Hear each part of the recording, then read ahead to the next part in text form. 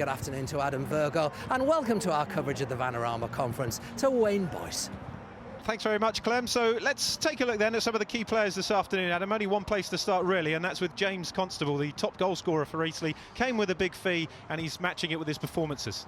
I say for Richard Hill, somebody that relies on goals, and he's done that in the league, and when you drop down a little bit you put added pressure on yourself, but he's a proven goal scorer with good movement.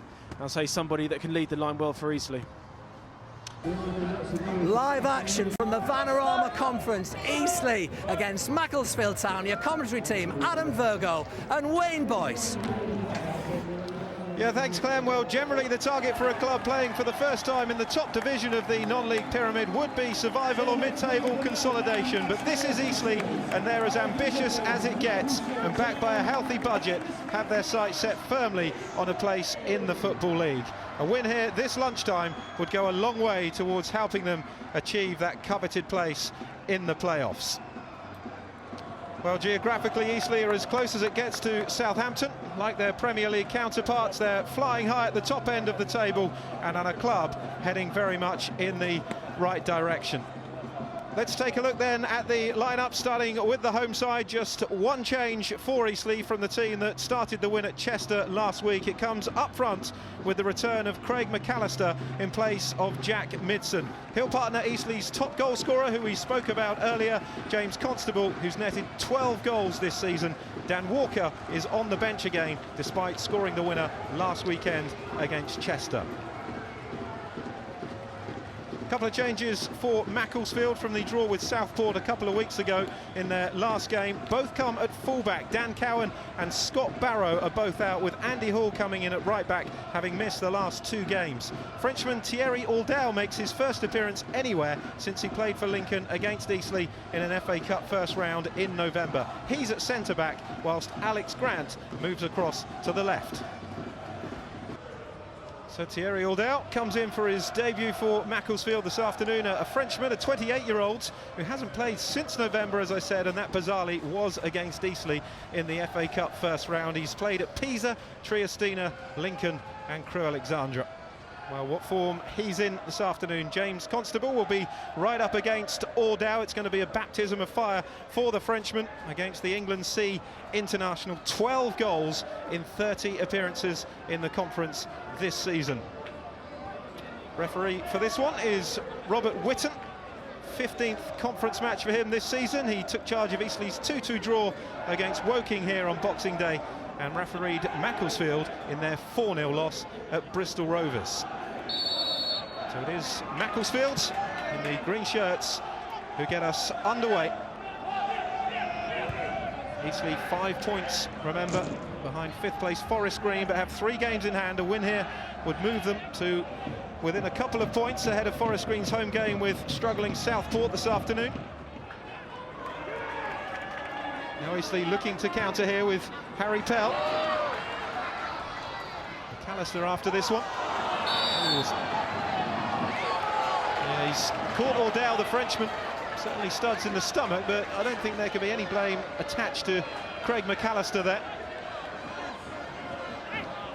So it's certainly been a topic in football about follow-through challenges.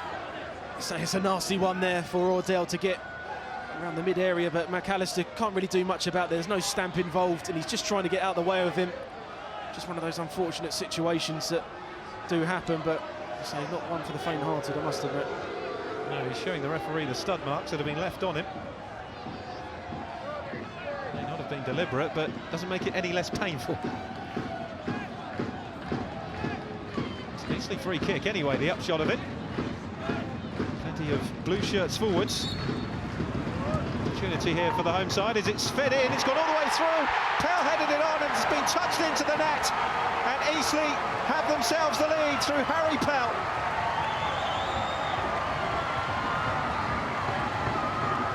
For the first time really that Macclesfield have been put under any kind of pressure, and Harry Pell nets his first goal in the shirt of Eastleigh. So we're certainly set on the nerves now. It was a great ball in. Is there a cause of concern that James Constable, if he would have touched it, would have been offside? He didn't. And the Pell with his height just takes that little deflection off Aldao into the back of the net. which I don't think you don't know much about. It's a brilliant delivery, and you want to beat the first man. Hell rises, and I think, unfortunately, that comes off the Frenchman as an own goal. Yeah, it was Pell who was celebrating, and he reeled away. But he may well be denied his first Eastleigh goal there. Thierry Ordell, his debut on his return to Macclesfield Town, I think may well be credited with that.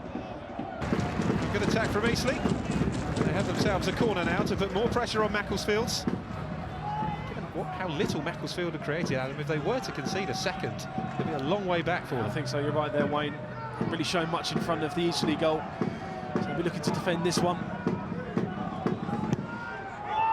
Driven in, but it's cleared away by Bell for Macclesfield's. Back with Reason again. Reason with the cross in, the head down, and it's a second goal for Eastleigh. And now Macclesfield have it all to do, and it just had to be, didn't it? James Constable nets his 13th conference goal of the season, his 14th in all competitions. Adam, we spoke about it in the first half. He's been quiet, but give him a sniff of goal and he'll find it. Strevens once more to Stanley. Dummy by Constable, gets it back from McAllister, and Constable bags the third, but the flag is up for offside, and that's a real shame because that was terrific football.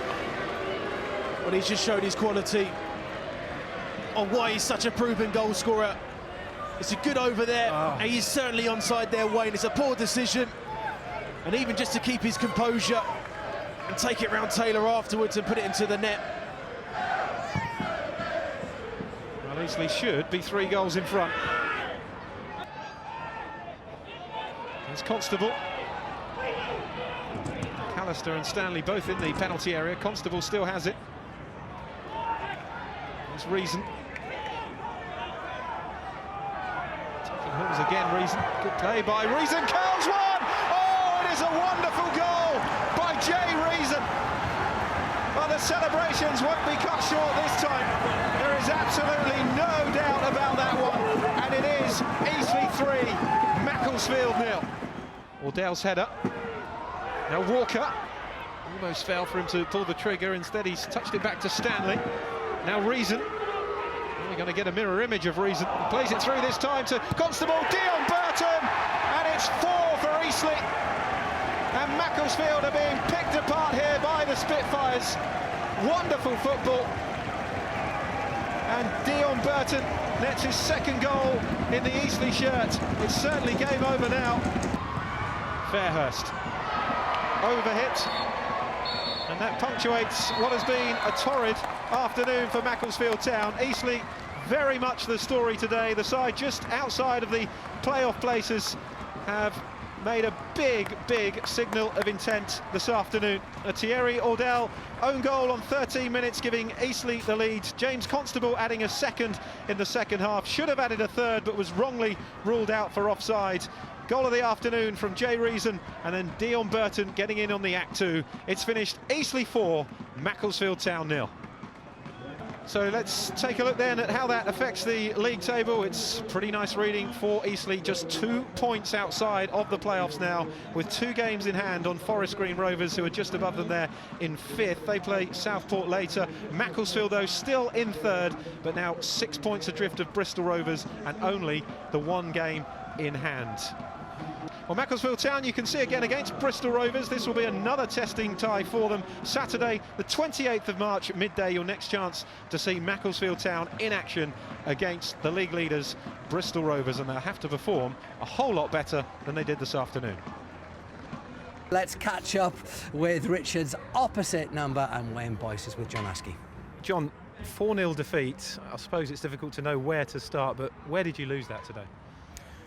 First of all, we conceded off 2 set pieces, so obviously it's never very pleasing when you do that. And then obviously they 2 up and it's a mountain to climb. But we've got to move on from this as we've done previous games and go again. At the end of the day, we're in a far better position than Eastleigh are. So. Although we're disappointed, we know it's not just about today, it's about the next 11 games to come. Is it concerning for you that it's your first defeat since the 28th of December, but your last defeat was 4-0? Is it a worry that when you lose heavily? No, it's we've conceded very few goals this season. It's just been 2 games out of the season, and it happens at times. We've not got to get too disheartened by it because we've got a lot to play for, and we've got to roll the sleeves up as we've done in the past and look to the next one. The end of the season, this might matter, it might not. So all we can do is concentrate on the next game now and learn from today.